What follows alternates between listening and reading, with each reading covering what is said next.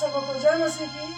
फिर एक बार आप सबके बीच में सादरी संग लेके आया हूँ, जिस गाने का बोल है कि ऐसा मन तोड़ लाइए।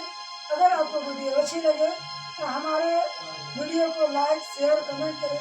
अगर वीडियो पसंद लगे तो हमारे यूट्यूब चैनल को सब्सक्राइब करें। इसी तरह की धन्यवाद। प्यास प्रभु